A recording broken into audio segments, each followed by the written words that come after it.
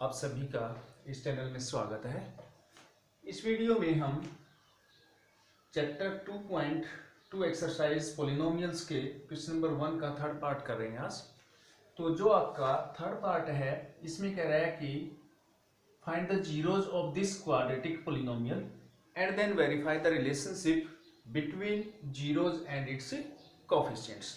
तो देखो बेटा, जैसे हमने इससे पहले वाली वीडियो में पोलिनोमियल्स के फैक्टर्स बना के और उसके जीरोज फाइंड आउट की थी, बिल्कुल उसी तरह से इसमें भी हम करने जा रहे हैं।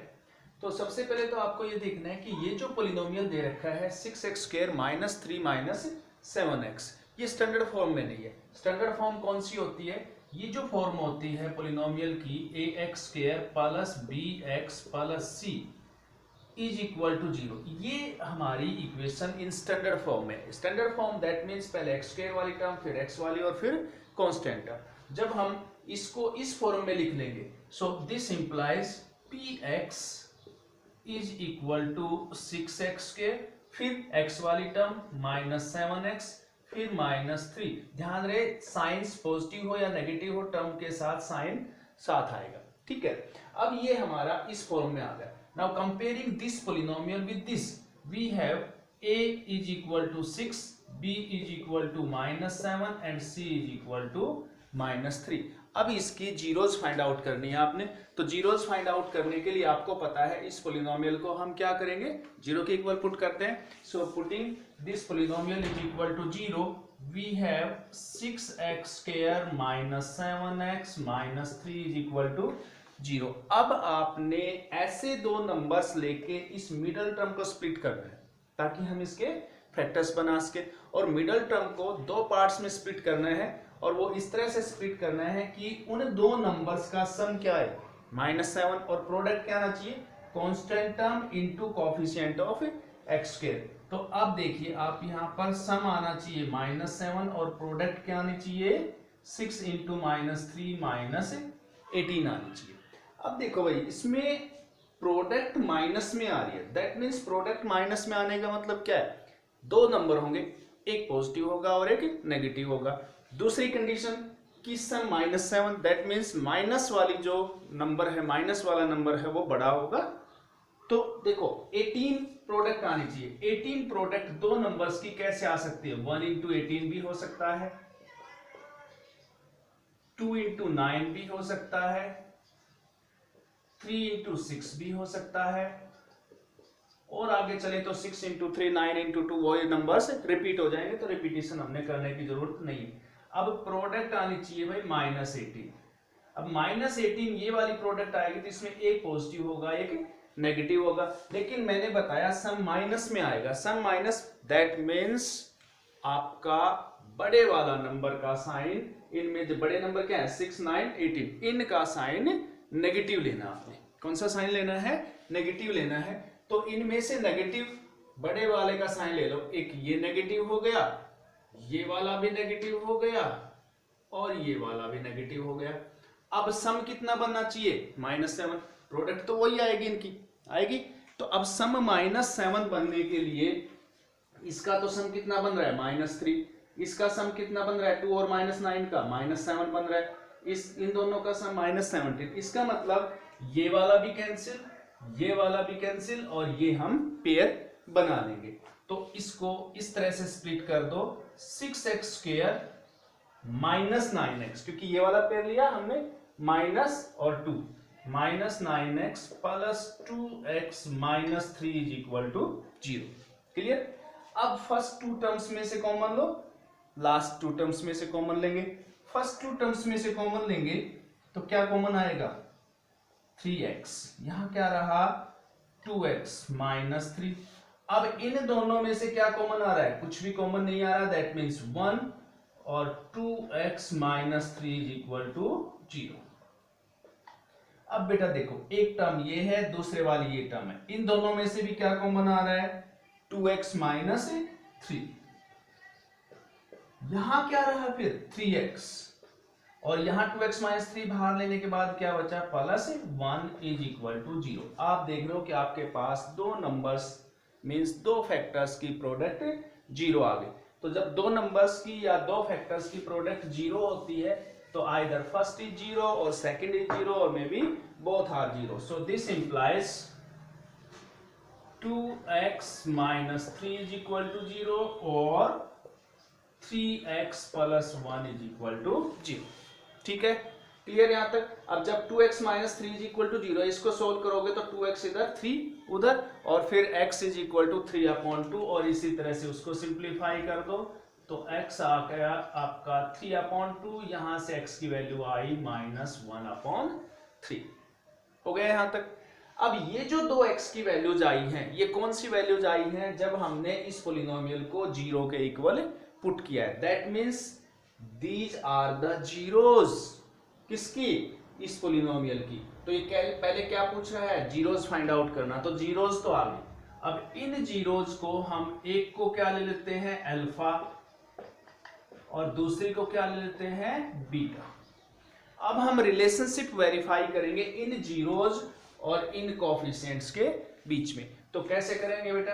Alpha plus beta find out करो और ये किसके इक्वल आना चाहिए? -b/a के इक्वल आना चाहिए. तो अल्फा प्लस बीटा क्या बनेगा यहां से? 3/2 प्लस -1/3 9 - 2/6 दैट मींस 7/6. ये आ गया सब. ऐसे ही -b/a निकालो. -b की वैल्यू क्या है? -7 अपॉन ए क्या है? 6. So this is also 7/6. दोनों वैल्यूज इक्वल है या नहीं है? दोनों वैल्यूज इक्वल आ गई. अब दोनों वैल्यूज इक्वल आ गई तो लिख दो अल्फा प्लस बीटा, क्योंकि अल्फा प्लस बीटा की वैल्यू भी क्या है? 7/6. -b/a की वैल्यू भी क्या है? 7/6. Both are equal. So alpha plus beta is equal to -b/a. This is the first relation verified. अब चलते हैं सेकंड रिलेशन. सेकंड रिलेशन क्या है? Alpha into beta means product of zeros. तो प्रोडक्ट ऑफ जीरोस निकालो. इसका alpha क्या है? 3/2. बीटा क्या है भाई? -1/3. प्रोडक्ट क्या आएगा? 3 से 3 कैंसिल -1/2 आ गया. और ये किसके इक्वल आना चाहिए? c/a के इक्वल आना चाहिए. रिलेशनशिप यही वेरीफाई करना है. Sum of zeros -b/a, product of zeros c/a. तो c/a, c is the constant term -3, a is the coefficient of x square and this is also -1/2. ये दोनों भी क्या है? इक्वल है. So this implies alpha into beta is equal to c/a. This is the second relationship between zeros and coefficients. तो ये था आपका part third of question number 1. इसी तरह से हम फोर्थ पार्ट करते हैं. देखो इसमें फोर्थ पार्ट है आपका, ये है कि we have given a polynomial PU. PU मींस जो आपका वेरिएबल है वो u में दे रखा है x की बजाय. किसमें दे रखा है? u में दे रखा है. PU is equal to 4u square plus 8u. ये वाला पोलिनोमियल दे रखा है. इसकी जीरोस फाइंड आउट करनी है और जीरोस फाइंड आउट करने के बाद आपने वही रिलेशनशिप भी फाइंड आउट करना है. तो देखो इसमें 4u स्क्वायर प्लस 8u. इसमें आप देख रहे हो कि दो ही टर्म्स दे रखी हैं. Third term that means constant term missing है तो उसको क्या लिख लो? जीरो लिख लो. जो टर्म मिसिंग है उसको जीरो लिख देंगे. कांस्टेंट है तो अगर x वाली है तो 0 इंटू एक्स, एक्स स्क्वायर वाली है तो 0 इंटू एक्स स्क्वायर. अब देखो बेटा इसको कंपेयर करो स्टैंडर्ड से. a क्या आ गया? 4, b क्या है हमारे पास? 8 और c की वैल्यू क्या है? 0. a means coefficient of u square, b means coefficient of u, constant term means c. अब इसकी जीरोस फाइंड आउट करनी है तो पुट कर देंगे 4u square plus 8u is equal to 0. अब ऐसे जो पोलिनोमियल होते हैं जिनमें सिर्फ फर्स्ट टर्म और मिडिल टर्म दे रखी है और कांस्टेंट टर्म गायब है और उसकी आपने जीरोस फाइंड आउट करनी है. ध्यान देना इसमें जीरोस फाइंड आउट करनी है तो उसके लिए आपने फैक्टर बनाने की मिडिल टर्म स्प्लिट करके जरूरत नहीं है. वैसे ही सीधे सीधे फैक्टर बन रहे हैं. फर्स्ट और सेकंड टर्म में से कॉमन आ रहा है क्या? 4u और 4u दोनों में कॉमन आ रहा है. तो देखो इसको इसको हम लिखेंगे 4u, कॉमन क्या बचा यहाँ पर u plus 2 is equal to 0। अब 3 फैक्टर बने हमारे पास, एक 4, एक u प्लस 2। इन तीनों की प्रोडक्ट किसके इक्वल है? 0 के इक्वल है। ठीक है, अब इन तीनों की प्रोडक्ट 0 के इक्वल है, लेकिन 4 तो 0 नहीं होता। 4 तो क्या होता है? 4 होता है। तो यहां पर this implies either u is equal to 0 और u plus 2 is equal to 0। यहां से एक तो वैल्यू u की क्या आ गई? 0 आ गई, और एक वैल्यू क्या आई? -2। इसका मतलब जो दो जीरोज आई इनमें से this implies that alpha is equal to 0 and beta is equal to -2। दोनों जीरोज की नेमिंग ले ली हमने, एक को अल्फा एक को बीटा। अब जो रिलेशनशिप वेरीफाई करना है, जीरोज तो आ गई, रिलेशनशिप वेरीफाई कर देंगे हम। रिलेशनशिप वेरीफाई करने के लिए हम क्या करते हैं? वही अल्फा प्लस बीटा किसके इक्वल होना चाहिए? -b/a के इक्वल होना चाहिए। और अल्फा इंटू बीटा प्रोडक्ट किसके इक्वल होना चाहिए? c/a के इक्वल होना चाहिए। सम ऑफ जीरोस -b/a के equal, product of zeros c/a के इक्वल। याद है? तो अल्फा प्लस बीटा, अल्फा क्या है बेटा? 0 प्लस बीटा क्या है? -2 विच इज इक्वल टू -2। हो गया।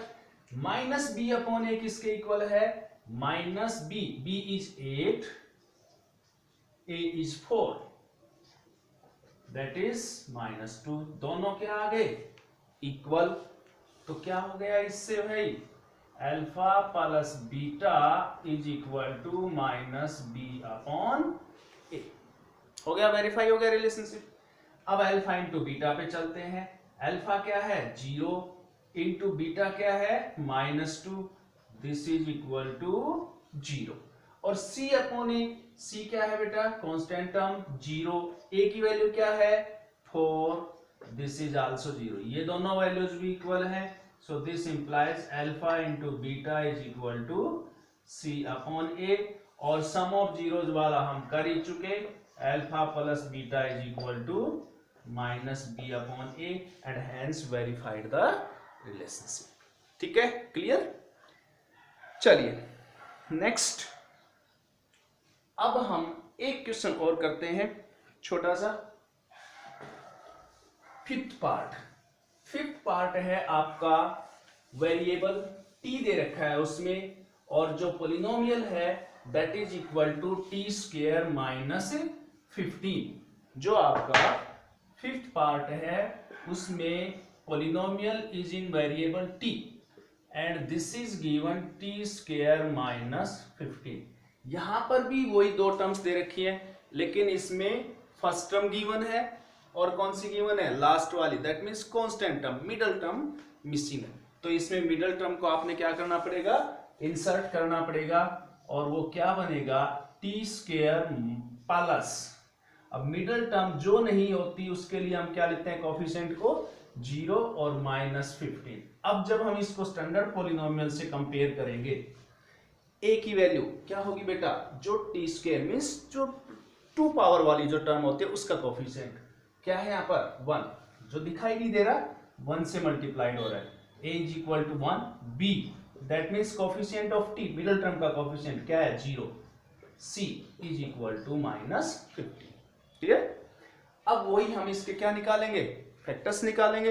अब फैक्टर निकालने के लिए पुट करो t² -15 इज इक्वल टू 0।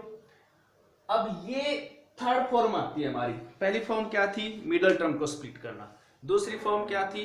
पहली दो टर्म्स दे रखी है, उन्हीं दोनों में से कॉमन निकाल लो। तीसरी फॉर्म क्या है? फर्स्ट टर्म और लास्ट टर्म दे रखी है, मींस कांस्टेंट टर्म। तो उसमें हमने क्या करना है? इस कांस्टेंट टर्म को राइट साइड में शिफ्ट कर देते हैं। कांस्टेंट टर्म को क्या करते हैं? राइट साइड में। अब हमें तो किसकी वैल्यू निकालनी है? टी की। किसकी वैल्यू निकालनी है? टी की। ध्यान देना इसमें, तो टी की वैल्यू कब आएगी? पावर कितनी है? 2, मींस स्क्वायर है। अब स्क्वायर को तो रिमूव करना है, तभी तो टी की वैल्यू आएगी। तो उसके लिए क्या करेंगे बेटा? स्क्वायर रूट लेंगे। क्या लेंगे? Square root on both sides. तो taking square on both sides, T is equal to +- √15 अब बेटा ये प्लस माइनस कहां से आ गया ये देना है आपको ध्यान। आपको पता है कि -3 इसका स्क्वायर भी कितना बनता है 9 और 3 का स्क्वायर भी कितना बनता है 9। दैट मीन्स अगर मैं इसका स्क्वायर रूट लेता हूं तो क्या आया 3, इसका भी स्क्वायर रूट लिया तो क्या आया -3। इसका मतलब -3 का स्क्वायर भी 9 बनता है, 3 का स्क्वायर भी 9 बनता है। तो उल्टा मीन्स स्क्वायर रूट लेंगे तो दोनों साइन आते हैं प्लस और माइनस। तो इसलिए अब आपने यहां पर क्या साइन लिए हमने प्लस और माइनस। अब ये दो वैल्यूज आ गई, एक को हम क्या नेमिंग देंगे अल्फा दैट इज √15, दूसरे को नेमिंग क्या दे दी बीटा दैट इज √-√15। ठीक है, अब आपने क्या करना है इसमें देखो, वही वेरीफाई करेंगे relationship. Alpha plus beta find out किया, क्या बनता है √15 प्लस माइनस √15 जो कि क्या आ गया 0। ये किसके इक्वल आना चाहिए -b/a के इक्वल। -b की वैल्यू क्या है 0, a क्या है 1 दैट इज इक्वल टू 0, दोनों वैल्यूज इक्वल आ गए। So this implies alpha plus beta is equal to -b/a। पहला रिलेशनशिप वेरीफाई हो गया आपका, हो गया। अब दूसरा रिलेशन देखो बेटा, कौन सा है अल्फा इंटू बीटा। अब अल्फा क्या है √15, बीटा क्या है -√15। अब √15 इंटू √15 क्या बन गया √15 का स्क्वायर, और स्क्वायर और रूट एक दूसरे को क्या कर देंगे कैंसिल कर देंगे। तो ये तो हो गया 15 और साइन क्या है माइनस। चलिए, और c/a, c/a क्या बन रहा है बेटा, c की वैल्यू क्या है -15, a क्या है 1, दिस इज इक्वल टू -15। दोनों वैल्यूज क्या आ गई इक्वल आ गई। सो ये रिलेशन भी वेरीफाई हो गया। और कौन सा प्रोडक्ट वाला क्या बना alpha into beta this is equal to c/a। So इस पोलिनोमियल के लिए भी हमने दोनों रिलेशन से वेरीफाई कर दिए। चलिए इसी क्वेश्चन का एक लास्ट पार्ट और करते हैं हम, पार्ट नंबर 6। और वो पार्ट क्या है आपका, this is 3x² minus x minus 4 px is equal to 3x² minus x minus 4 is equal to 0। बहुत इजी सा पार्ट है, इसको जब हम ये स्टैंडर्ड फॉर्म में है, ठीक है, इसकी जीरोस निकालनी है तो उससे पहले हम a b और c की वैल्यूज फाइंड आउट करेंगे क्या क्या है। a क्या है बेटा x² का कोफिशिएंट, b क्या है x का कोफिशिएंट दैट इज -1, c क्या है कांस्टेंट टर्म -4। वही सेम प्रोसीजर, जीरोस निकालो, 3x² minus x minus 4 is equal to 0। देखो बेटा इसमें सम क्या आना चाहिए -1, प्रोडक्ट क्या आनी चाहिए -4 इंटू 3 -12। ऐसे दो नंबर जिनकी प्रोडक्ट -12 मीन्स एक पॉजिटिव एक नेगेटिव, तभी तो माइनस में आएगी। सम -1 इसका मतलब माइनस वाला नंबर की न्यूमेरिकल वैल्यू बड़ी होगी। तो ऐसे दो नंबर्स चूज करो, वही जो पुराना मेथड बताया है, एक -4 आ जाएगा और एक +3 आएगा। तो इसको हम लिखेंगे 3x² minus 4x plus 3x minus 4 is equal to 0। इन दोनों का सम -x और इन दोनों की प्रोडक्ट इसके बराबर। देखो बेटा पहले दो पार्ट्स में से कॉमन क्या आया x, क्या बचा 3x माइनस 4, इन दोनों में से क्या कॉमन आया +1, क्या कॉमन आया +1। यहां क्या बचा 3x minus 4 is equal to 0।